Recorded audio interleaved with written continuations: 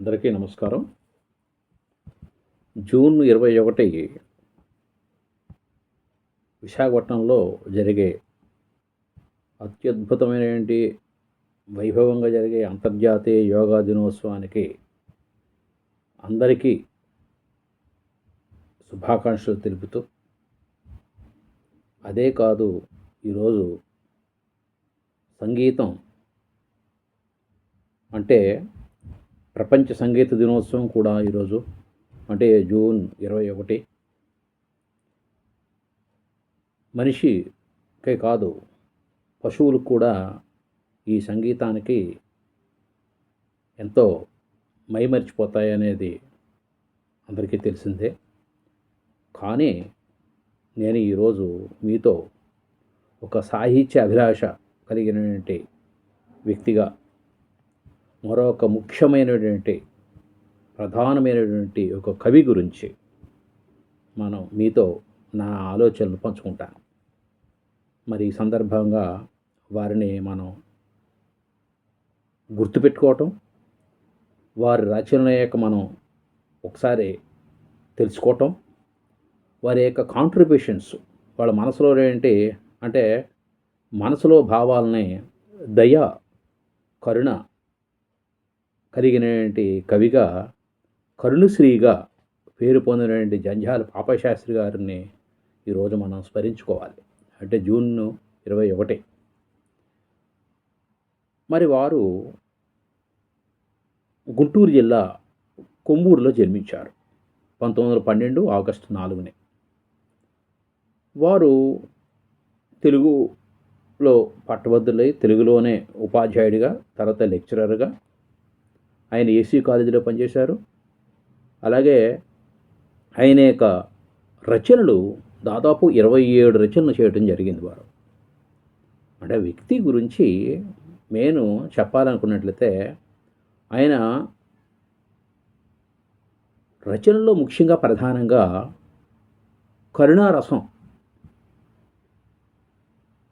ఆయన యొక్క అంటే పువ్వు కోస్తే ఆ పువ్వుని మాలలా చేస్తే గుచ్చితే ఆ బాధ ఎంత పడుతుందో ఒక కరుణ హృదయంతో ఆయన రాసినటువంటి పుష్ప విలాపం ఎంతో పేరు సంపాదించుకుంది. రాయడం వల్ల ఎంత ప్రయోజనం ఉన్నా సరే, మరి అమర గాయకులు ఘంటసాల గారు ఆ యొక్క పుష్ప విలాపాన్ని ఆలపించినప్పుడు అందరి యొక్క మది కూడా ఎంతో మనో ఉల్లాసం కలిగి ఉంటుంది. అందుకోసం అంతటి మహనీయుడి గురించి మనం జంధ్యాల పాపశాస్త్రి గారు రైటర్, ఆయన కవి.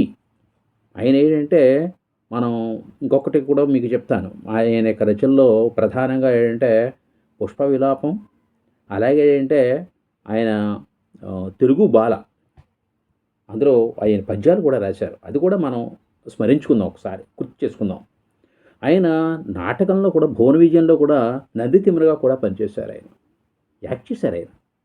ఆయనకి బుద్ధిని కథ, అలాగే నలుగురు మిత్రులు, శకుంతల, వసంతసేన, ఆదికవి వాల్మీకి, అలాగే స్వప్న వాసవదత్త, గురుదక్షిణ, ఇంద్రధనస్సు, చంద్రమామలో కుందేలు కథ, కళ్యాణ దంపతులు, శ్రీనివాస వచనం, గణేష పంచకం, సప్తర్షి రామాయణం, అలాగే పూజా పుష్పాలు అనేవి ఇటువంటివి అన్నీ కూడా ఆయన రచన చేయటం జరిగింది. మరి వారి యొక్క రచనలకి గౌరవంగా వెంకటేశ్వర యూనివర్సిటీ వాళ్ళు గౌరవ డాక్టరేట్ ప్రదానం చేయటం అనేది జరిగింది. అంటే ఆయన యొక్క మరి అచిరకాలంలో ఆయన యొక్క సత్యసాయిబాబా వారి యొక్క డివోటీ అయ్యారు. తర్వాత ఏంటంటే ఆయన యొక్క సేవలు తిరుమల తిరుపతి దేవస్థానం వారు ఆయనకి ఈ ఒక ప్రాజెక్ట్కి డైరెక్టర్గా వేయటం అనేది కూడా, ఎడిటర్గా కూడా వేయటం అనేది జరిగిందన్నమాట. ఆయనకి మరి మా ఆంధ్రప్రదేశ్ పూర్వ ముఖ్యమంత్రి గారు ఎన్టీ రామారావు గారి ద్వారా కానివ్వండి, అలాగే నాటి రాష్ట్రపతి జ్ఞాని జైల్ సింగ్ గారు కానీ వారి చేత గౌరవించబడిన ఒక కవి ఆయన యొక్క 3 ప్రధానంగా మన యొక్క భూమికలు చెప్తాం. ఒకటి ఏంటంటే విజయశ్రీ, అలాగే ఉదయశ్రీ, అలాగే కరుణశ్రీ ఆయన రాసిన రచనలో. అంటే కరుణశ్రీ అనేది ఎక్కువగా ఏంటంటే కారుణ్యం గురించి, దయ గురించి, అంటే మనిషికి దయ అనేది లేకపోయినట్లయితే అతను మనిషి అనిపించుకోడు అనే భావన వచ్చేటట్టుగా అంటే ఈ యొక్క పుష్ప విలాపం అనేది ఆయన తీసుకోవటం జరిగింది. ఈ పుష్ప విలాపానికి కూడా ఒక మెయిన్ ఏంటంటే విదేశీయుడు బుద్ధారామానికి వచ్చినప్పుడు ఆయన ఏం చేశాడంటే ఒక పువ్వుని తీసుకుని ఆ యొక్క గులాబీ రేకుల్ని తింటాడు. చాలామంది గులాబీ రేకులు కాస్త టేస్ట్ చేస్తుంటారు. అప్పుడు ఆయన మదిలో కలిగిన భావాలకి అక్షర రూపం ఇచ్చి ఈ పుష్ప విలాపం అంటే అలా పువ్వులు కోసి అలా నలిపేస్తుంటే ఎంత బాధపడతాయి అనేది ఆయన అది ఆధారభూతంగా ఆయన యొక్క పుష్ప విలాపాన్ని రాయటం అనేది జరిగింది. ఈ యొక్క పుష్ప విలాపం అనేది ఏంటంటే మనం ఆయన రచనలో ముఖ్యంగా ఏంటంటే లైట్ టు డిలైట్ మనిషి. అలాగే ఉదయశ్రీ అనేది కూడా చీకటి నుంచి వెలుగులోకి అంటే 1944లో రచన చేయడం అనేది జరిగింది. అలాగే మానవతా విలువలు కలిగినటువంటి సామాజిక సమస్యల పరిష్కారం కోసం సోషల్ అవేర్నెస్ కోసం ఆయన యొక్క రచనలు ఎక్కువగా చేయటం అనేది జరిగిందన్నమాట. అంటే అరుణి కిరణాలు కానివ్వండి, ఒమర్ కావ్యం కానివ్వండి, పాకీ పిల్లని 1928లో రాశారు ఆయన. ఆయన అప్పటికి ఆయనకి ఏంటంటే 16 సంవత్సరాల వయసు. చూడండి, చిన్న వయస్సులోనే ఆయన కలిగిన భావాలు అక్షర రూపం ఇచ్చేటంటే ఆయన నిజంగా ఎంతో మంచి ఈనాటి మనం తెలుగు కవులు మనం ఒక్కసారి అంటే సాహిత్యం మీద ఇంట్రెస్ట్ ఉన్నటువంటి వాళ్ళందరూ కూడా సాహితీ వేత్తలందరూ కూడా ఒక్కసారి ఆయన యొక్క రచనల మీద మనం ఒక్కసారి చర్చించుకోవడం అనేది కూడా చాలా ఎన్నో విషయాలు తెలుస్తాయి అన్నమాట. అలాగే ఏంటంటే ఈ అరుణ కిరణాలు అనేవి 1945లో కూడా ఆయన రాశారన్నమాట. అందులో ముఖ్యంగా ఏంటంటే ఈ యొక్క తెలుగు బాలలో ఒక పద్యం మనం ఒకసారి గుర్తుంచుకుందాం. ఏమిటి ఆయన పద్యం ఏంటి అంటే, బుద్ధదేవుని భూమిలో పుట్టినావు, సహజమగు ప్రేమ నీలోన చచ్చనేమి, అందమును హత్య చేసడి హంతకుండా మైల పడిపోయినే నీ మనుజ జన్మ. చూసా, ఆ బుద్ధుడు ఈ ఆయన జన్మించినటువంటి భూమిలో పుట్టాం మనం. ఆ యొక్క పువ్వుల్ని మనం ఆ రకంగా పాడు చేయటం, ఈ ప్రేమ ఏమైంది నీకు అని ఆయన ప్రశ్నిస్తాడు పుష్ప విలాపంలో. అలాగే తెలుగు బాల అనే దాంట్లో అంటే ఆయన తెలుగు బాల అనేది 10 పద్యాలు రాశాడు.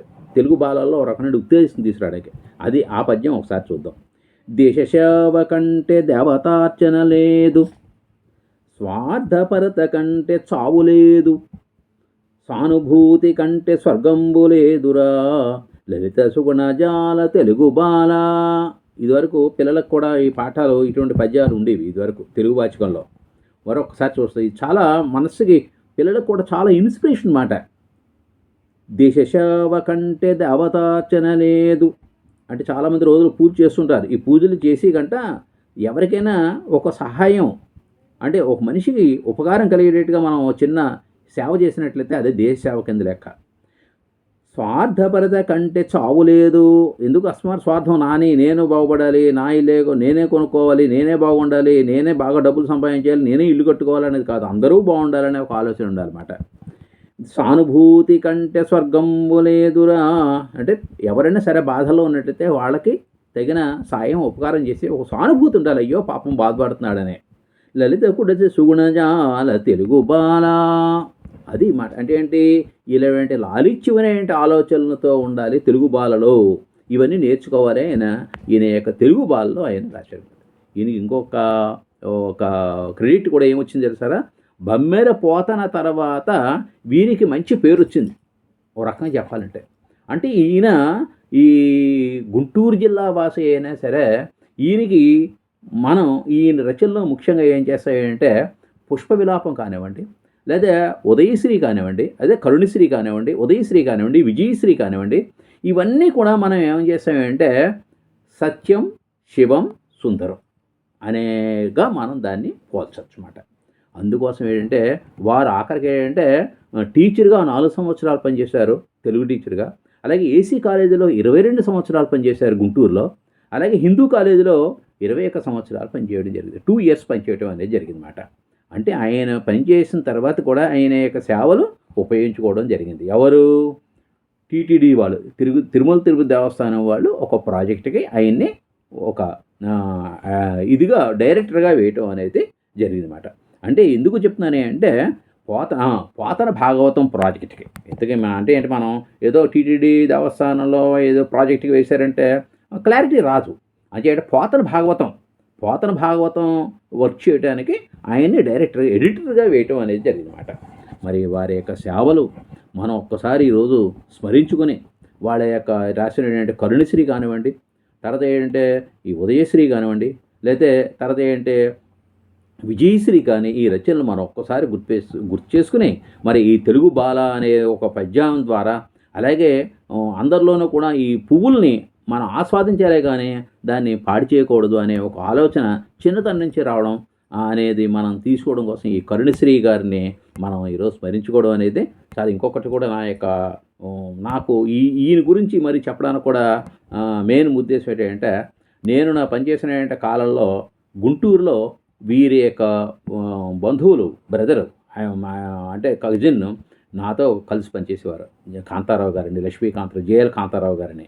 అలాగే వీళ్ళ అన్నయ్య గారి అబ్బాయి, ఆ అబ్బాయి కూడా శరత్ బాబు గారని, ఆయన కూడా నాతో ఎంఏ పాలిటిక్స్ పబ్లిక్ ఎడ్యుకేషన్ కాకినాడలో ఆయన యొక్క మా కాలేజ్ మేట్ మాట.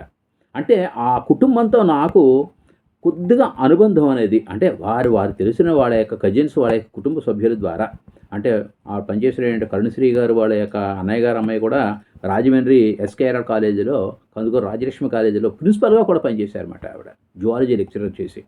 అంటే ఇంతలాగా ఉన్నటువంటి కాంట్రిబ్యూషన్స్, ఆయన యొక్క ఉన్న కాంట్రిబ్యూషన్స్ అనేవి కూడా మనం అంటే బాధని తరివింపు చేయటం, ఒక కరుణా రసాన్ని మనం ఆస్వాదించడం. అందులో నిజంగా ఘంటసాల గారి యొక్క పాట అంటే సంగీత దినోత్సవం సందర్భంగా మనం అంటే రచన అనేది చేయడం ఎంత కష్టమో, ఆ రచనని ప్రజలకి రంజింపజేసేట్టుగా తయారు చేసే శక్తి ఎక్కడుంది అంటే గాయకుడికి ఉంటుంది.